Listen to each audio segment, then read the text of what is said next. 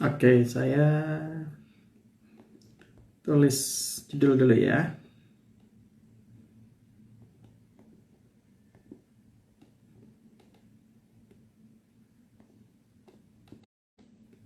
Halo semuanya, selamat datang.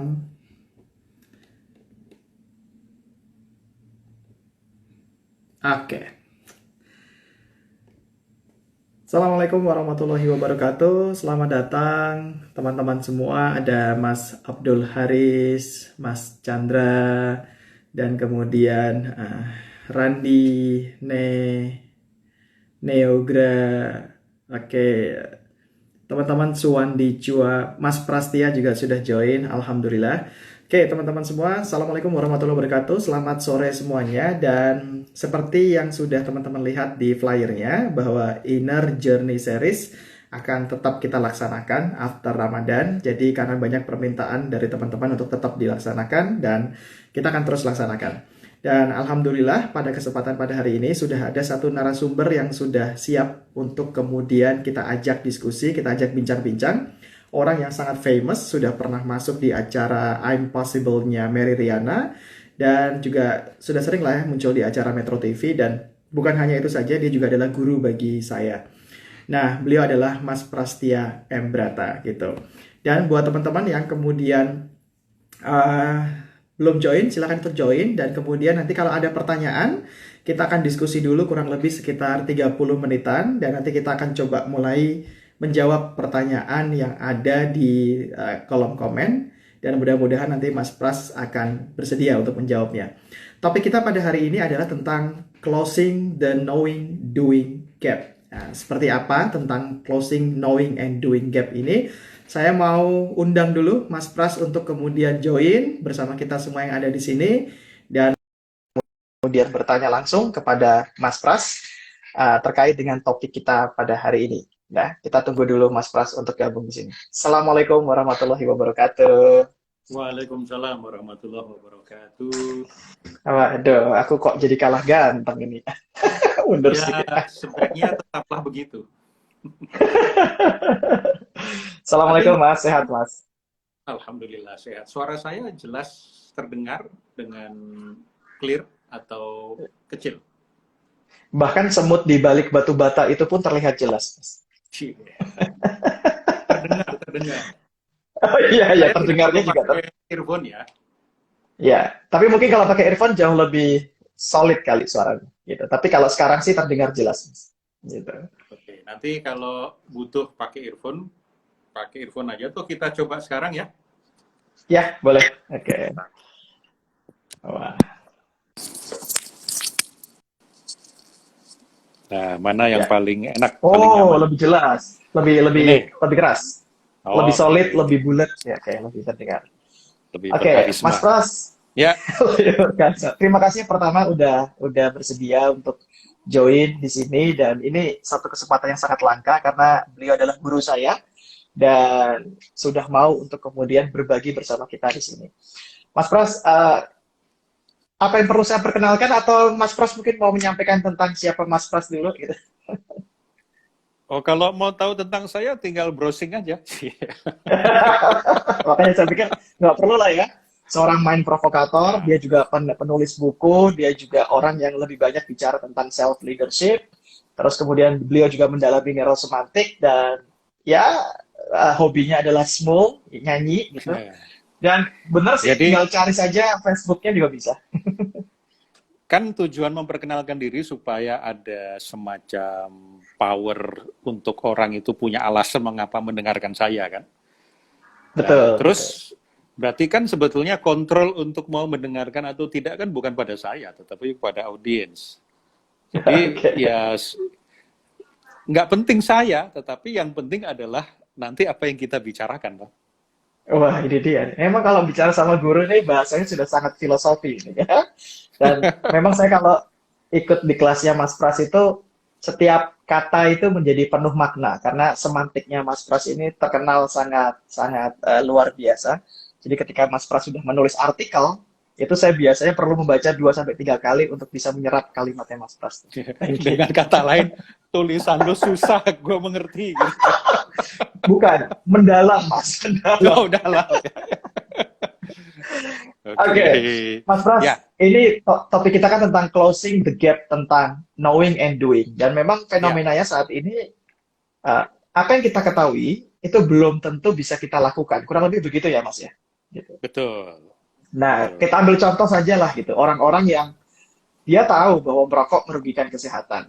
Bahkan Ya. dia tahu semua informasi tentang rokok itu, tapi belum serta-merta membuat orang itu tergerak untuk akhirnya berhenti merokok gitu. Nah, kalau boleh Mm-mm. tahu dulu Mas, apa sih yang menyebabkan gap ini Mas? Gitu. Kenapa kok antara apa yang kita ketahui dengan kita lakukan itu kayak ada jurang gitu Mas? Oke. Nah, pertama gini, ini cakupan sebetulnya agak luas, tetapi nanti saya persempit saja. Kalau kita, misalnya tadi contohnya merokok ya, kita tahu Mm-mm. bahwa merokok itu tidak baik untuk kesehatan. Mm-mm. Maka penyebab tetap merokok itu adalah value dan meaning yang terlekat di rokok itu.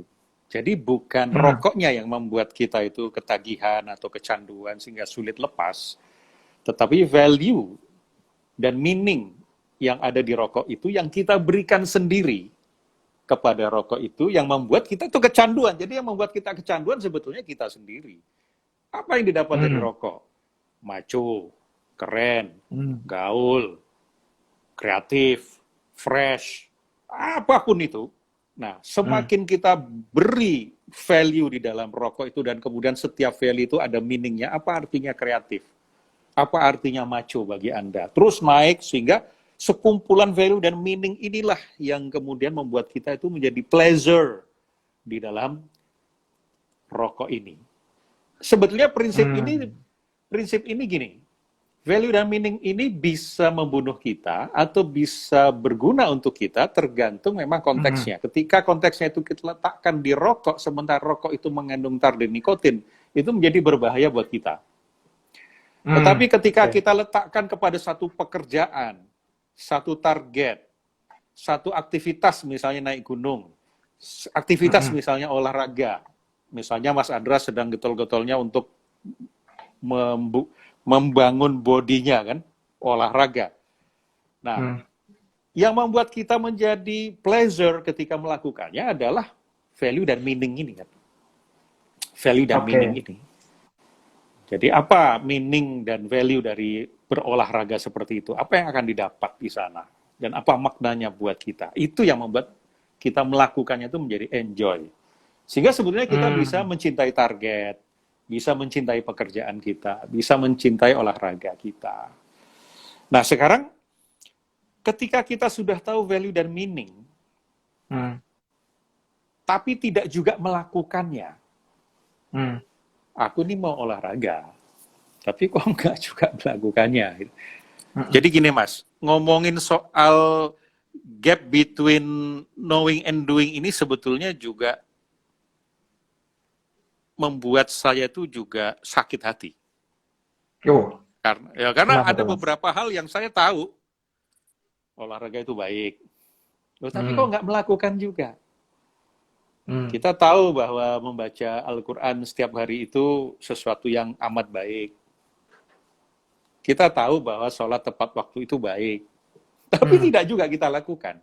Kenapa? Mm. Karena ada gap antara apa yang kita tahu, sesuatu yang ada di tataran idea, di tataran Mm. kognitif, dengan Mm. sesuatu yang ada di muscle kita, ada Mm. di otot kita. Doing itu ada di mana? Doing itu ada di otot kita. Otot. Nah, Mm. sementara kita tahu bahwa value dan meaning itu ada di sana, dan kita tahu bagaimana cara melakukannya itu ada di sini. Nah, Ah. ada beberapa tahap yang kita belum lalui itu sehingga mengapa apa yang kita ketahui itu belum juga kita lakukan. Ini bicara tentang memori namanya. Mm. Memori ini the psychology of memory. Memori itu apakah hanya ada di brain? Mm. Ternyata tidak. Memori itu tersebar ada yang disebut dengan muscle memory. Hmm. Jadi ada beberapa memori, misalnya memori yang disebut dengan episodic memory. Coba ceritakan Episodik. ketika Mas Andra waktu itu memainkan peran sebagai Gatot Kaca di teater Gatot Kaca Stress. Nah, Mas Andra bisa menceritakan, oh waktu itu saya begini, itu namanya episodic memory. Ada juga Oke. memori yang hanya diingat saja, misalnya Paris adalah ibu kota dari Prancis. Prancis. Nah, tetapi sudah pernah ke Prancis belum? Belum. Belum. Punya nggak memori tentang Prancis? Tidak Tidak. ada. Jadi kita Ya. hanya memori kita hanya ingatan begitu saja. Hafalan gitu ya. Oke. Hafalan, memori. Ada juga memori yang tidak kita sengajai, unintended untuk kita ingat. Misalnya Mas Andra, kemarin pakai baju warna apa? Lupa. Merah kayaknya. Merah. Sarapan pagi apa? Kemarin. Oh, kemarin nggak sarapan. Saya nggak terbiasa sarapan. Makan jam berapa? Jam 12 siang. Makan apa? Nasi pakai ayam bakar. Ya. Buat apa sih diinget-inget? Ngapain sih Nggak diinget-inget? perlu sebenarnya. Nggak perlu ya. Tapi kan pikiran kita secara otomatis mengingatnya, walaupun kita tidak Oke. bermaksud untuk mengingatnya. Nah, juga Ah. ada yang disebut dengan procedural memory. Dan itulah yang ada di muscle memory. Misalnya nih, Ya, mudah-mudahan kedengeran ya. ya. Kedengeran nggak nih? Jelas, Mas. Jelas.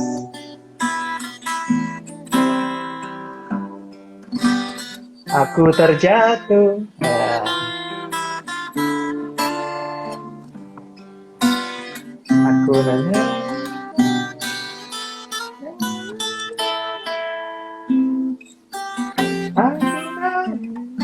Butiran debu. Nah, lihat mata saya nggak ke senar. Kemudian saya tidak berusaha untuk mengingatnya. Tetapi jari saya, dia mampu mengingat permainan yang pernah saya mainkan sebelumnya, dan kemudian dia memainkan begitu saja. Ini adalah muscle memory.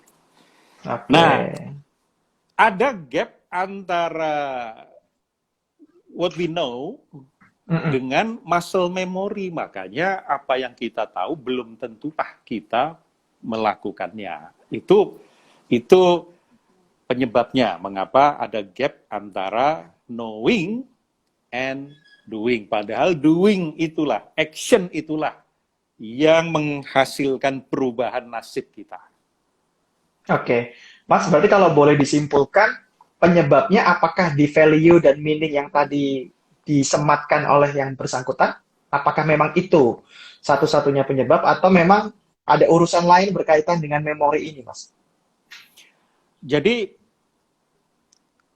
yang terkait dengan procedural memory. Jadi misalnya gini, aku ini nggak olahraga juga, padahal aku tahu olahraga itu penting. Nah, bukan outcome-nya, kalau kita menggunakan, kenapa outcome-nya itu tidak kita lakukan juga, boleh jadi ya, misalnya outcome-nya apa? Kita cari contoh lain, misalnya outcome-nya menulis buku. Boleh jadi karena aku nggak tahu cara nulis buku. Berarti tentang skill. Boleh jadi karena ada persoalan-persoalan, misalnya self-esteem, self-confidence. Wah, siapa sih aku ini? Aku kan cuma, aku ini butiran debu. Nggak pantas lah aku nulis buku. Itu berarti persoalan self-esteem, self. Ada persoalan misalnya trauma masa lalu. Aku udah pernah nulis tuh sebetulnya. Baru 1 halaman, ternyata disobek-sobek sama bapakku. Jadi aku trauma sekarang. Berarti ada trauma yang menghalangi kita nulis buku. Ada juga, itu tadi, belum dapat value and meaning. Apa sih gunanya nulis buku? Aku masih kayaknya belum dapat deh. Ya makanya dia nggak juga nulis buku, karena belum dapat value dan meaning, belum dapat pleasure-nya. Atau ada juga, ada belief yang menghambat. Aku kalau Hmm. nulis buku nanti aku jadi terkenal, aku nggak mau jadi terkenal lah. Nanti aku, itu ada belief di sana yang menghalangi kita. Kemudian ada Oke. lagi persoalan stuck antara nulis buku atau mau jadi trainer. Misalnya stuck, Stuck bingung. itu mungkin nggak? Oh, Stuck itu antara dua pilihan. dilema. Oh, Ya. dilema. Oke. Aku mau nulis buku atau aku mau nyusun training design misalnya. Jadi Ya. stuck di sana. Atau ada juga persoalan konsep. Jadi kita bermusuhan dengan konsep menulis buku. Kan ada orang yang bermusuhan dengan konsep akuntansi, bermusuhan dengan Hmm. berjualan. Jadi konsep tentang selling itu bagi dia itu sedemikian rupa sehingga punya bad relationship with selling. Nah, begitu juga dengan Hmm. menulis buku, jangan-jangan dia punya konsep menulis buku itu apa sih, brosur segala macam. Boleh jadi seperti itu. Atau ada beberapa lagi sebabnya, salah satunya akhirnya adalah dia tahu menulis buku itu penting, dia sudah punya rencana menulis buku, dan dia sudah tahu langkah-langkah menulis buku, tapi tidak dilakukan juga. Nah, barulah Hmm. kita bisa menjalankan 5 langkah bagaimana untuk Hmm. menutup gap antara knowing and doing. Jadi kalau yang tadi Hmm. olahraga, bukan kok nggak olahraga juga, tetapi aku mau olahraga apa? Misalnya olahraga, Mas Andra namanya olahraga apa sih? Fitness, Mas. Fitness, ya. Fitness, Ya. saya sudah tahu fitness itu baik, dan saya sudah cocok Mm-mm. lah dengan fitness itu. Dan saya sudah Mm-mm. tahu bagaimana caranya untuk memulainya, alatnya apa Mm-mm. saja, tapi tidak juga melakukan. Nah, inilah baru Mm-mm. kita bicara tentang closing the knowing doing gap. Knowing dulu. Kalau kalau nggak Hmm. knowing, itu bukan dengan cara ini kita selesaikan. Mungkin dengan cara-cara yang lain. Ah, Ada oke. 14 cara. Wow. Jangan bikin 14 Jadi episode loh ya. Karena bikin 14 episode lagi. ini perlu ikut Leb- kelasnya Mas Pras nih bagi yang pengen tahu lengkapnya gitu ya. Tapi kalau boleh saya simpulkan, Mas, artinya Ya, knowing dengan doing itu sendiri penyebabnya itu sebenarnya banyak gitu ya. Dan tadi ya, Mas mengatakan bisa konsep, bisa dilema, bisa belief, skill, self esteem, ini banyak gitu. Dan kalau kita memang nanti punya keinginan untuk supaya knowing ini akhirnya bisa sampai doing, kan tadi Mas mengatakan 5 langkah yang belum kita bahas nih. ya, Nah, ya. seandainya nih Mas, apakah ketika dia berhasil mengidentifikasi penyebab dan ternyata dia menemukan memang nggak perlu saya lakukan kok gitu. Nah, apakah itu Hmm. juga bisa? Artinya tidak selalu bahwa kok saya nggak bisa ngelakuin ini ya. Pertanyaannya apa selalu kalau memang itu dianggap baik, saya perlu lakukan gitu. Ya, itu tergantung pertama dari apa pentingnya hal itu bagi dia. Oke. Kalau memang ternyata kalau dari misi hidup besarku, wah ini kan kita perlu punya misi hidup besar Mm-mm. sehingga itu akan menjadi rujukan sesuatu itu penting atau tidak penting bagi hidup kita. Oke. Misalnya Oke. misi hidup saya adalah menjadi orang yang membawa impact kepada orang lingkungan sekitar saya. Ya. Nah, sehingga membuat konten Instagram, konten YouTube supaya banyak followernya ini, banyak Mm-mm. subscribernya itu apakah bagian dari misi hidupku? Kalau Mm-mm. bagian dari misi hidupku, ya kita akan lakukan itu karena inline dengan misi hidupku kan. Berarti ini penting. Ya. Nah, kalau penting pasti kita perjuangkan. Kalau tidak diperjuangkan pasti Hmm. tidak penting.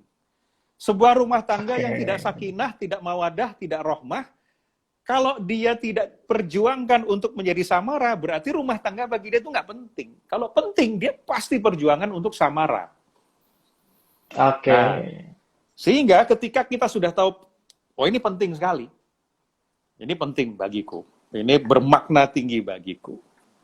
Seberapa yakin aku mampu mewujudkannya? Nah, itu berarti kita bicara tentang apa? Tentang resource kita. Resource kita itu ada mindset kita, itu jadi resource kita. Ada skill kita, jadi resource kita. Knowledge kita, itu resource internal kita. Ada nggak resource eksternal kita? Apakah tersedia dana? Apakah tersedia networking? Apakah segala macam itu? Kalaupun nggak ada resource eksternal, resource internal saja sudah cukup sebetulnya kita untuk mewujudkan apa yang kita mau. Nah, sehingga dengan resource seperti ini, seberapa saya yakin? Oh, saya yakin. Yakin saya. Oke? Nah, begitu yakin, apa langkah-langkahnya? Oh, langkah-langkahnya adalah 1, 2, 3, 4. Sudah punya plan-nya? Oke, sudah. Nah, kalau sudah punya plan-nya, tidak dilakukan juga, baru kita masuk ke 5 langkah itu. Oke, jadi bukan langsung ujuk-ujuk ke 5 langkah tadi untuk bisa closing the gap, tapi ternyata tadi saya kalau boleh simpulkan, perlu dicari dulu seberapa penting itu, dan itu dikaitkan dengan misi hidup besar kita. Yang kedua, seberapa yakin itu dikaitkan dengan resource yang kita miliki, gitu. Sehingga itu perlu dilakukan cek dulu ya, Mas ya. Sebelum bahkan nanti kemudian kita akan melakukan yang 5 langkah tadi. Ya, dan kemudian kita punya plan-nya. Itu untuk membuat apa? Membuat kita punya attention. Tadi apa yang penting itu membuat kita punya intention. Sedangkan langkah-langkah membuat kita punya attention. The energy flows where attention goes as directed by intention. Jadi energi itu akan mengalir kemana perhatian kita tujukan sesuai dengan drive dari intensi kita. Ini baru 20 menit aja catatan saya makin banyak nih, Mas. Ini sebenarnya kalau mau dikupas satu-satu sudah bisa lebih dari 1 jam. Cuma saya khawatir kalau kita nggak nyampe tentang pembahasan 5 itu. Maka kita pengen langsung aja nih, Mas, ke sebenarnya 5 langkah itu apa, Mas? Kasih bocoran ke kami agar kita bisa closing the gap itu, Mas. Sebentar, kopi rotella dulu sebentar. Asik. Pamer. Saya kangen sama kopinya. Nah, pakai sekarang jempol. Jangan diceritain jempol kaki ya. Sekarang kalau kita sudah tahu bahwa sesuatu itu penting untuk kita wujudkan dan kita sudah tahu konsepnya, prinsipnya, dan itu bukan hanya terkait dengan outcome ya, tapi juga bisa terkait dengan prinsip hidup. Misalnya saya tahu bahwa jujur itu penting, tapi saya kayaknya masih suka bohong ya.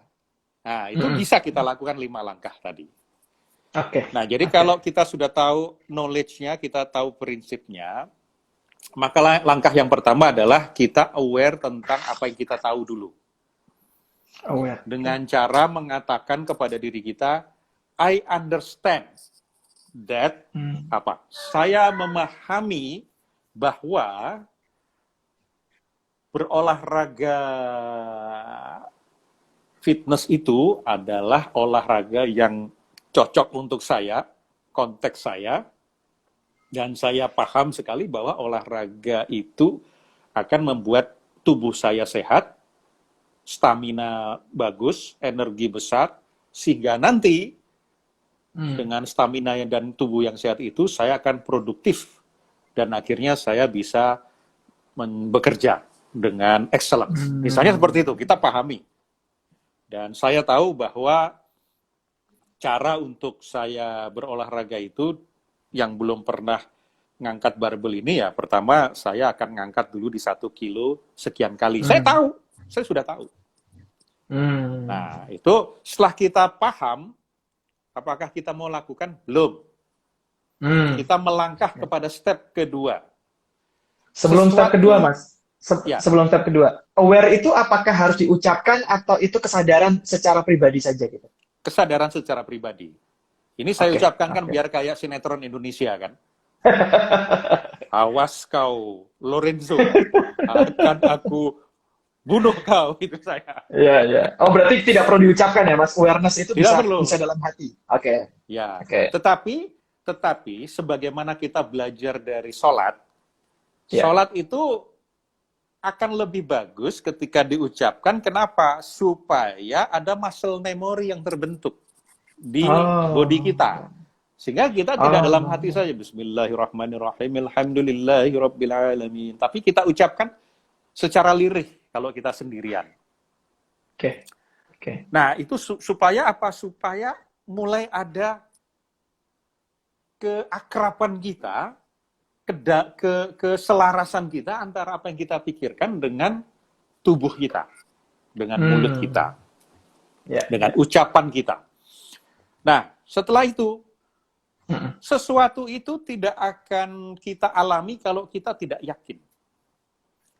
Kalau saya katakan Mas Andra, itu di belakang Mas Andra itu ya di pojok kanan atas, itu ada penunggu rumah.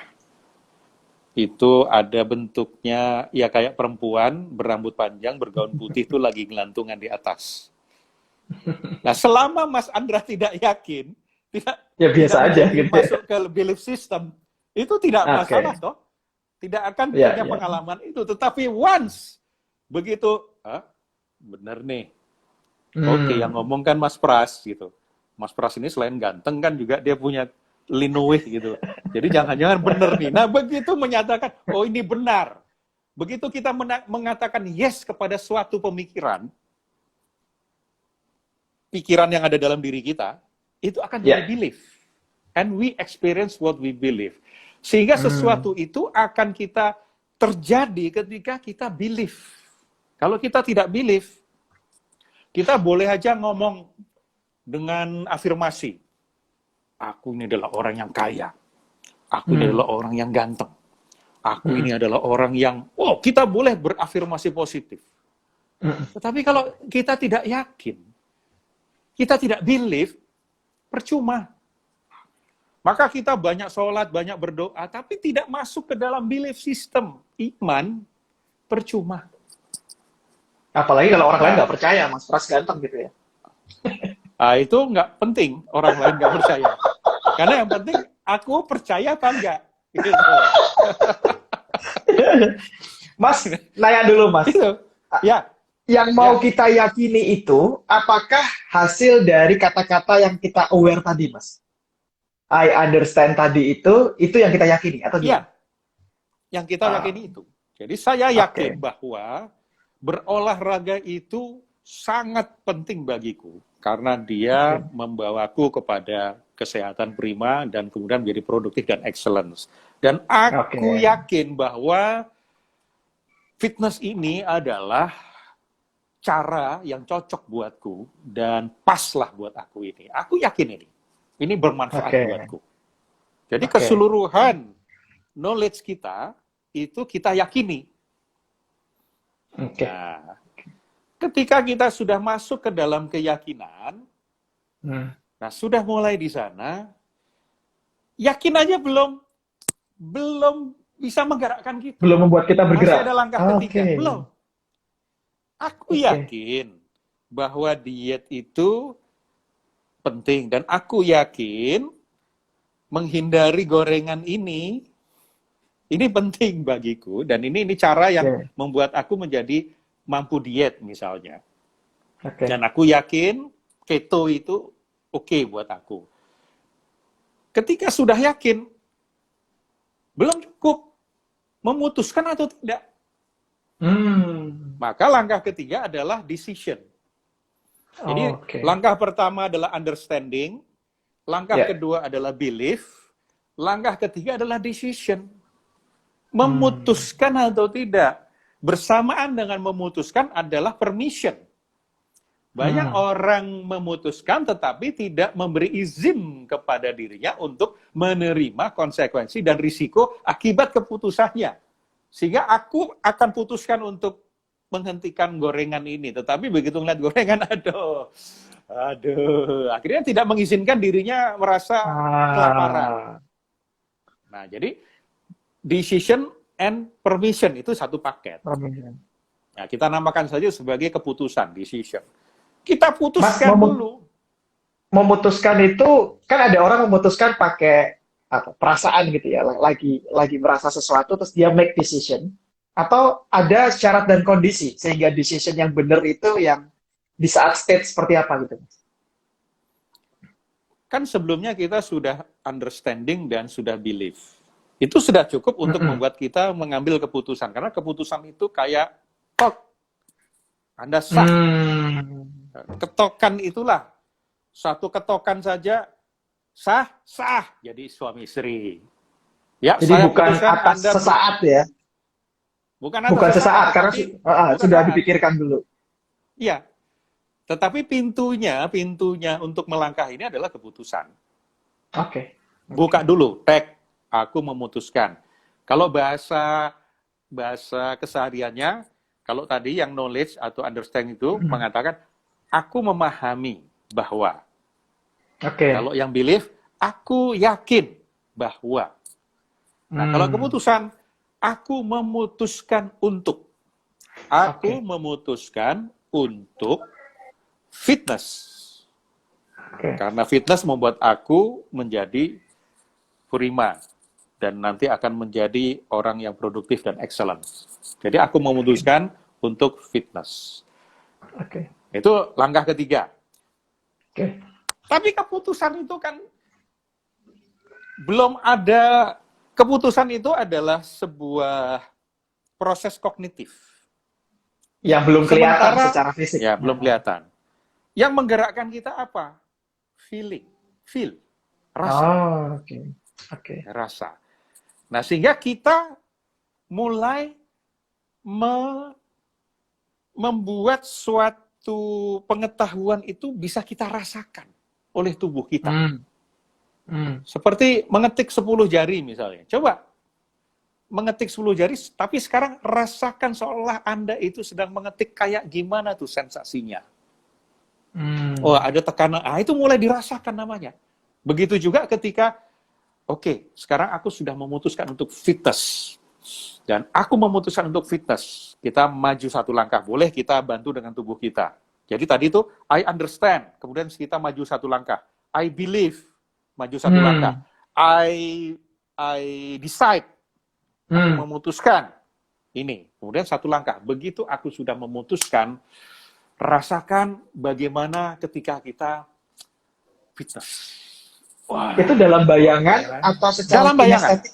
Oh, dalam bayangan. Begitu kita bayangan, kita rasakan di kinestetik sampai merinding, sampai merasa itu. Aduh, kita yes, ini rasanya. Selain rasa proses, juga rasa hasil. Ini rasanya proses. Memang berat di awal.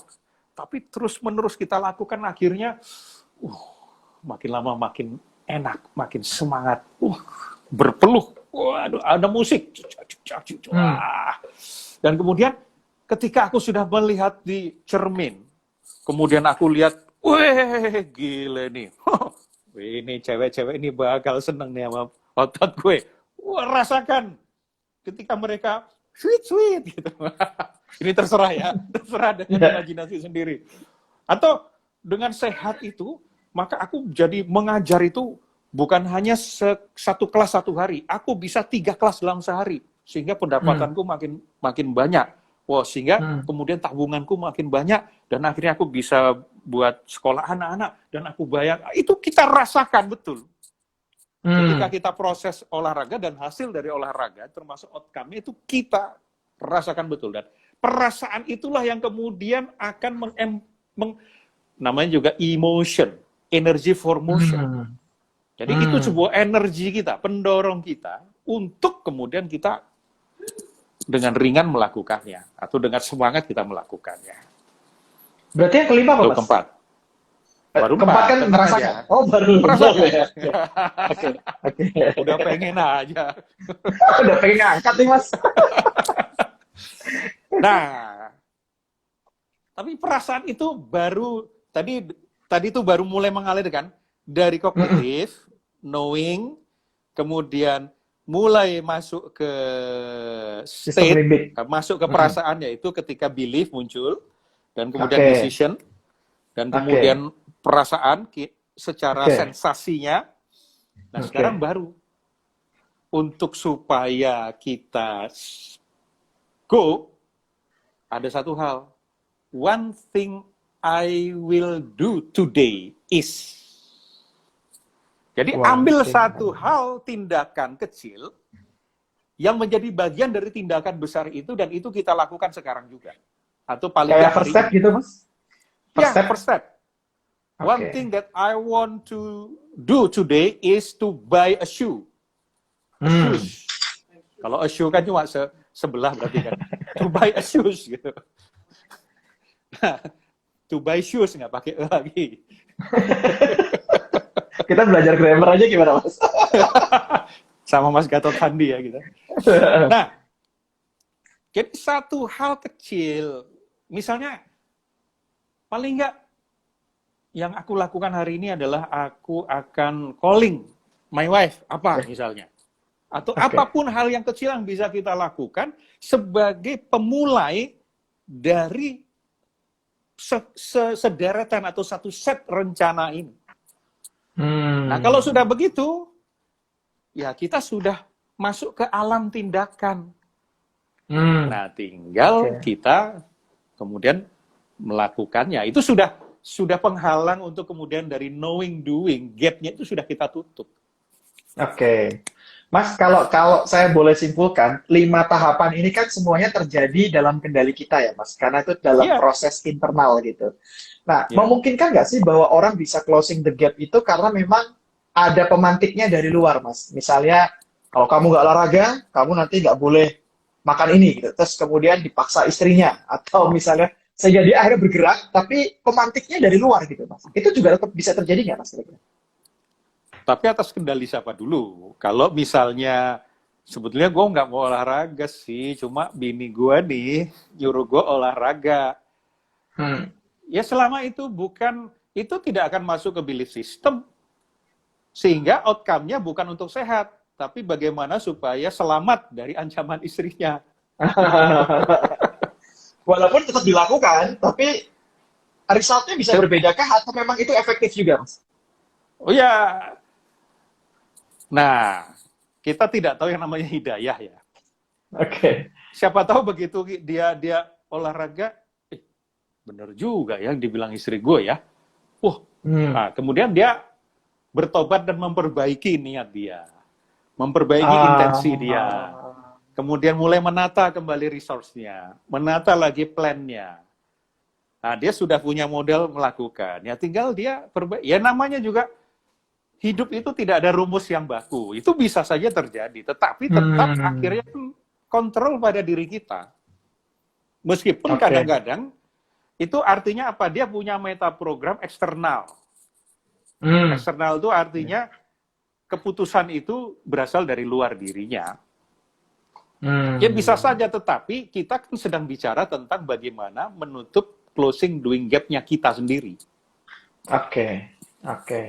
Nah, kalau misalnya kita sudah sadar, ternyata bisa ya kita tutup dengan kendali kita, ya buat apa? Tapi boleh juga, misalnya, untuk risk management. Nanti siapa tahu aku di tengah jalan stop nih. Nah, maka aku minta kepada istriku, Yang, kalau kamu nanti menemukan aku berhenti, tolong kamu ambil gergaji, misalnya gitu. Tolong kamu kasih tahu aku. Mengingatkan. Jangan-jangan istri sekarang di depan lagi bawa gergaji. Ada. Mbak Uti, salah ngomong awas ya, salah ngomong awas.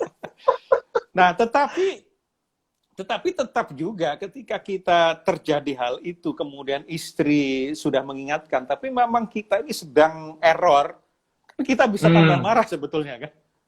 Itu tambah masalah baru. Nah, akhirnya apa? Ya dari awal saja kita sudah clearkan jalannya. Oke.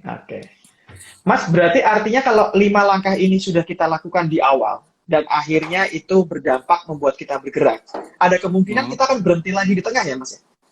Bisa terjadi. Nah, ketika itu terjadi, apakah semua langkah itu harus dicek ulang dari awal? Cek dulu sebabnya.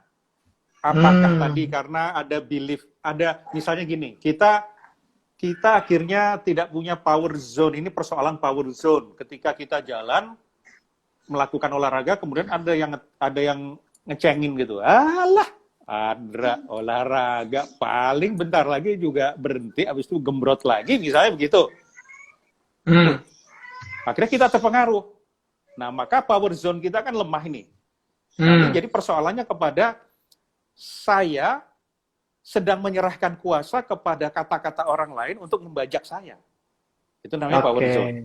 Maka kita lakukan langkah yang namanya membereskan power zone kita. Thinking, feeling, speaking, Hmm. behaving itu adalah kendaliku. Nah, itu seperti kita menggunakan baju Iron Man, atau baju Superman, atau lingkaran Ramayana.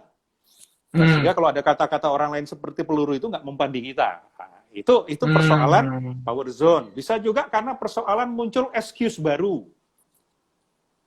Nah, kalau Oke. misalnya kita udah mau berangkat ke tempat gym gitu, misalnya udah nggak WFH lagi, mau berangkat ke tempat gym, hujan. Waduh, hujan ya. Aduh, kok gue jadi males ya. Ada excuse di sana. Hmm. Makanya kita bereskan excuse-nya. Nah, tetapi kalau excuse sudah beres, power zone sudah beres, self-esteem sudah beres, konsep sudah clear, kembali kayak posisi kayak tadi, siap mau melakukan, tapi kok kayaknya gimana caranya supaya terjadi. Nah, baru menggunakan 5 langkah tadi. Nah, seperti saya Oke. bilang, ini hanyalah salah satu dari 14 cara untuk membuat kita mewujudkan apa yang kita rencanakan.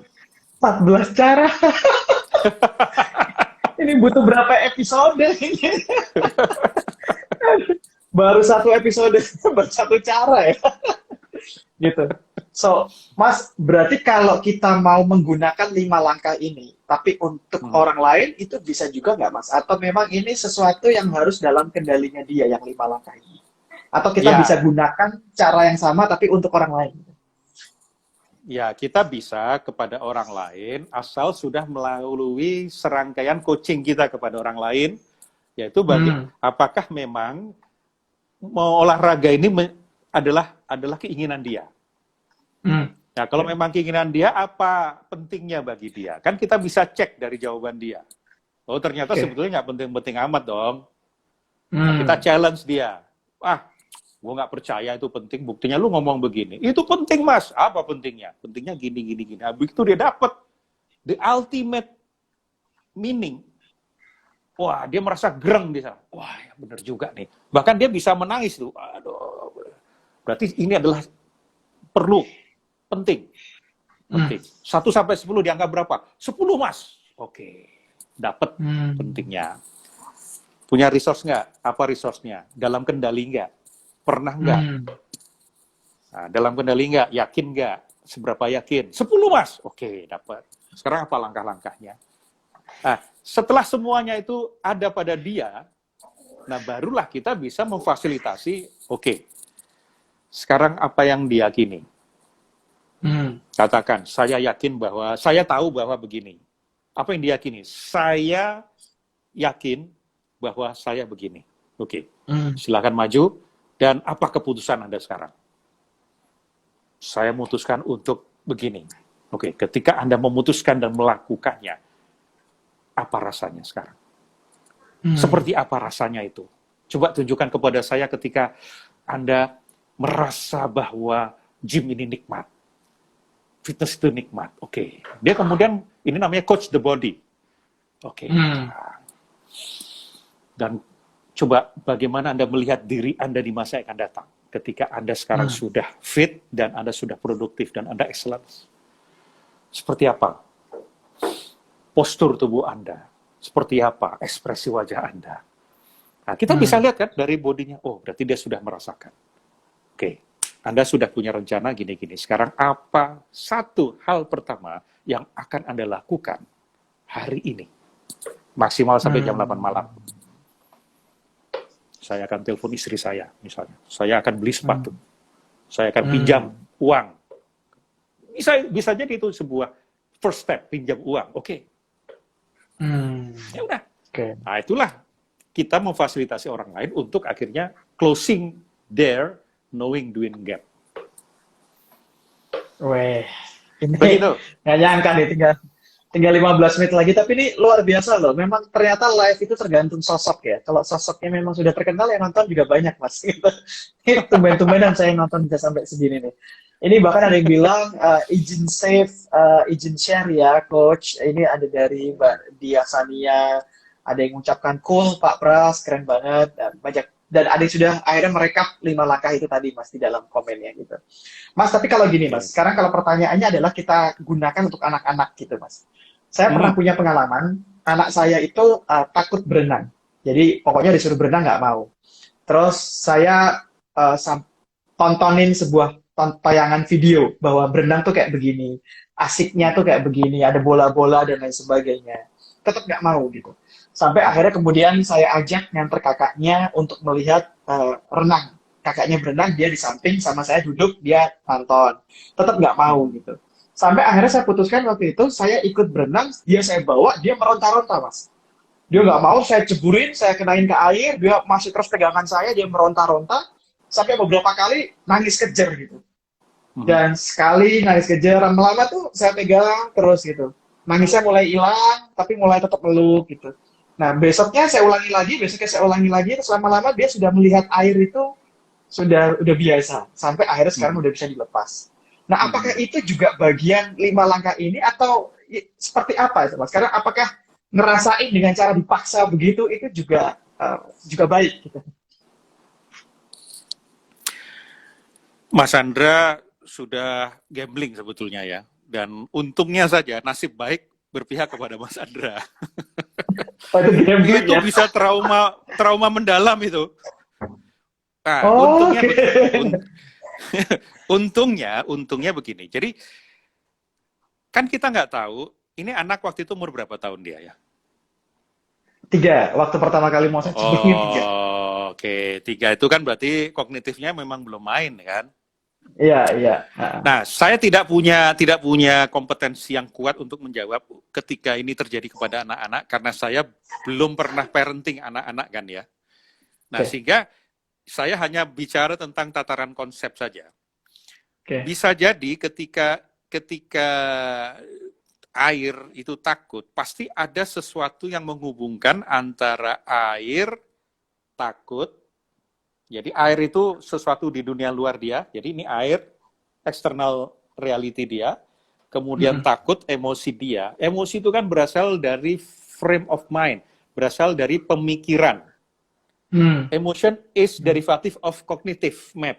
Jadi di map dia, di layar pikiran dia, itu ada apa di sana yang dia lihat, kemudian terhubung dengan rasa takut itu, melihat air, kolam berenang itu takut. Apakah dia sebelumnya pernah trauma, ya entahlah apa itu, ya sehingga dia takut untuk berenang. Maka asumsikan itu yang terjadi, bahwa dia pernah punya trauma di masa-masa sebelumnya, walaupun dia juga masih anak-anak ya.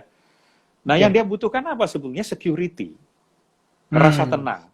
Nah, memang kalau anak-anak 3 tahun ini kan belum bisa diajak, nanti kamu bayangkan itu belum bisa. Iya, betul. Nah, maka ketika mau melakukan itu memang perlu memastikan secure-nya.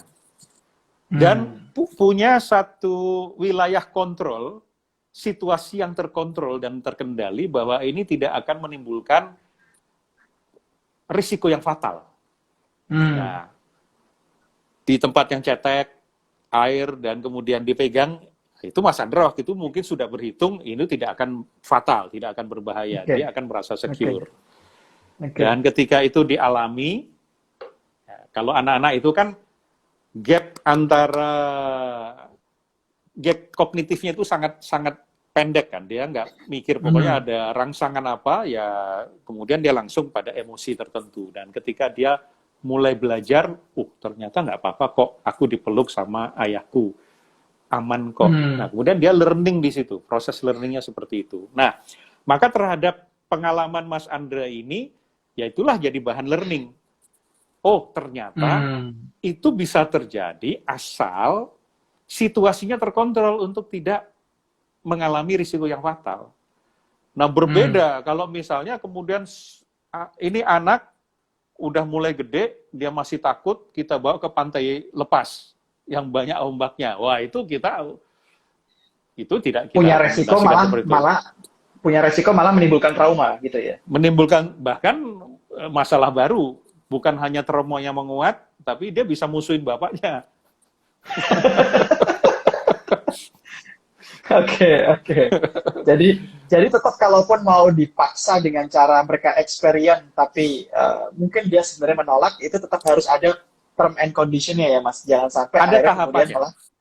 Ada tahapannya ya. Ada tahapannya membuat, karena tema utamanya adalah insecurity kan, ketakutan itu. Sehingga apa saja yang membuat dia akhirnya mulai berkurang rasa takutnya. Misalnya ketika menonton orang berenang ada di sisinya, diajak dialog nggak? Kalau tidak diajak dialog, ya dia kan bermain dengan pikirannya sendiri, tetap dengan ketakutannya. Tetapi kalau dia mulai dibukakan, diajak dialog, anak-anak umur 3 tahun itu sekarang kan mengagumkan itu. Kadang-kadang pikiran, kok anak seumur seperti ini kok udah bisa mikir kayak gitu. Nah, sehingga sebetulnya bisa kita mulai ajak dialog, walaupun ya bukan dialog-dialog yang berat gitu. Oke. Jadi kalau bagi Mas Pras, memaksa itu bukan opsi ya Mas? Atau bagaimana Mas? Untuk seseorang akhirnya doing something gitu. Nah, karena kita belajar untuk bagaimana kita mampu memimpin diri kita sendiri dengan damai. Nah, pilihan saya adalah pilihan damai kepada diri sendiri. Tetapi kan ada mekanisme dalam kurun waktu tertentu harus menghasilkan satu perilaku tertentu. Di akademi militer, ya nggak bisa itu. Wah, Anda coba bisa. Prit, baris. Hukum. Tapi kemudian kan menghasilkan pola perilaku yang sama dan kelihatan kan bagaimana militer itu. Dan itu diperlukan pada konteksnya. Pada konteksnya. Untuk pertahanan dan membela negara. Nah, sehingga perlu ya seperti itu. Nah, tetapi pada konteks-konteks yang berbeda, jangan sampai terinspirasi. Tidak semuanya bisa dipaksakan. Tidak semua bisa dipaksakan. Ini berarti sesuai dengan kalimat pertanyaannya, dengan ini terjawab ya. Ihsaniana, bagaimana menerapkan untuk siswa di sekolah. Ini sama tadi yang disampaikan oleh Mas Pras ketika saya bertanya tentang anak-anak gitu ya. Terus Mbak Aini tadi minta tolong dong share ketika IGTV ya Mas, pengen nonton lagi katanya. Wah, ada yang bilang daging semua nih Mas gitu. Betul. Oke. Aku udah kehilangan 7 kilo kok. Mas, kalau kita mau pertama kali nih bagi teman-teman yang aku pengen mencoba untuk apa yang aku ketahui pengen aku wujudkan dalam bentuk tindakan gitu ya. Butuhkah kita orang lain untuk bisa melakukan 5 ini, atau kita sebenarnya sudah punya resource untuk 5 ini kita proseskan sendiri dalam diri kita, Mas? Atau memang butuh pemantik orang lain dulu, Mas? Itu adalah tergantung dari seberapa kita korip dengan diri kita sendiri, seberapa kita memahami diri kita sendiri.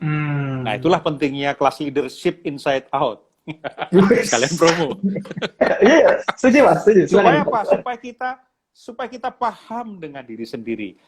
Metaprogramku itu eksternal apa internal? Extrovert atau introvert?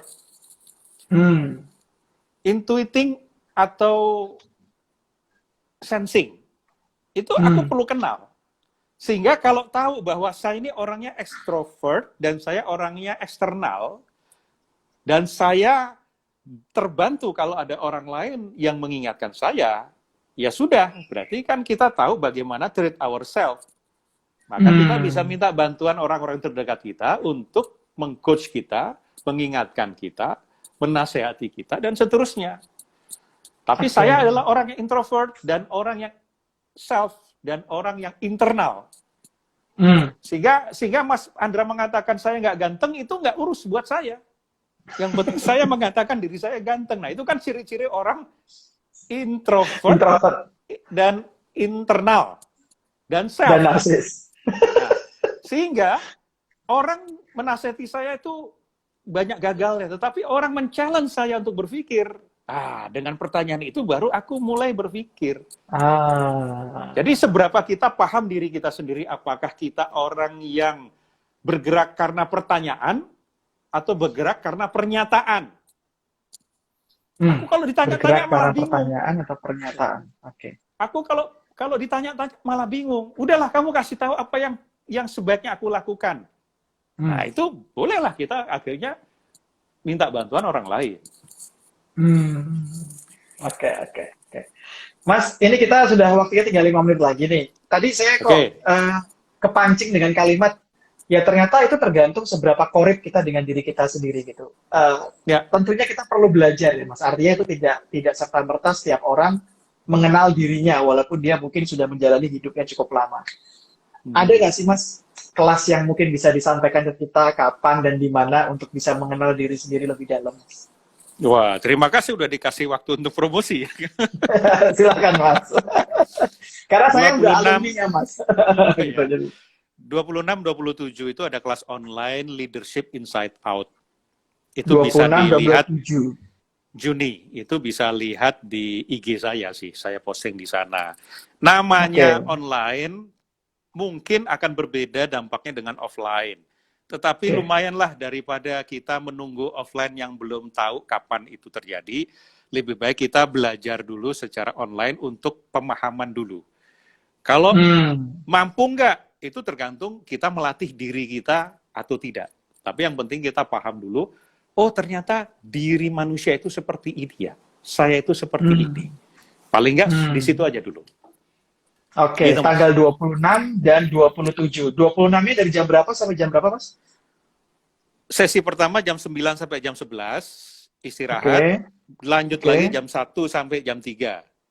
Oh, Istirahat. 2 sesi berarti Besoknya, ya? ya, besoknya 2 sesi yang sama. Jadi ada 4 sesi. 4 sesi. Total kurang lebih 8 jam berarti totalnya nih ya. Oke. Ya.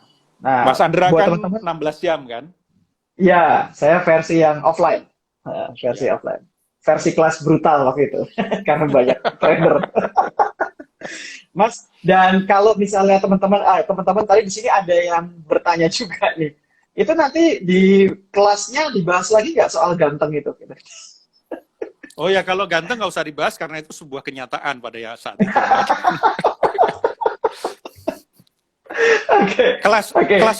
Kelas itu memicu saja clue-clue bagaimana kita memahami diri kita sendiri. Itu aja sih. Ya, ya. Dan mungkin buat teman-teman yang baru gabung di sini, yang juga baru mengenal Mas Pras, bahwa apa yang akan kita pelajari di kelasnya Mas Pras ini tanggal 26-27, saya sudah pernah mengalaminya, saya juga alumni, dan memang banyak sekali hal-hal yang akhirnya membuat saya berbenturan dengan belief dan value-value lama saya gitu ya.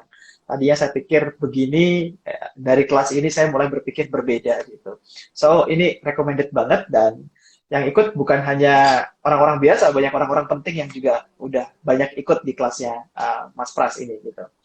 Thank you Mas, waktunya sudah mau habis.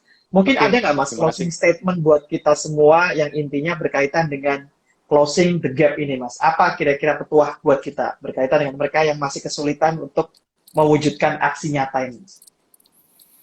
Saran saya, tonton lagi IG live ini setelah closing. Nah, kemudian tonton lagi. Nanti akan lebih paham lagi. Itu aja. Dan setelah itu boleh bertanya langsung ke IG-nya Mas Pras, boleh ya Mas ya? Boleh, boleh. Nah, langsung DM kepada Mas Pras gitu. Oke, rasanya waktu kita udah tinggal 2 menit lagi. Terima kasih Mas Pras udah bergabung. Sama-sama. Dan kemudian sudah memberikan pencerahan 5 langkah tadi ya. Tentang I understand, kemudian I believe, terus kemudian decision dan permission, aku memutuskan untuk, terus kemudian dirasakan, baik secara proses dan hasil, dan first step, one thing that I will do today, kurang lebih itu. Ya. Dan nanti kalau memang belum sempat nonton secara keseluruhan, saya akan taruh di IG live saya, dan nanti silahkan teman-teman boleh tonton di sana. Terima kasih Mas Pras sekali lagi, terima kasih juga teman-teman semuanya. Assalamualaikum warahmatullahi wabarakatuh. Waalaikumsalam warahmatullahi wabarakatuh.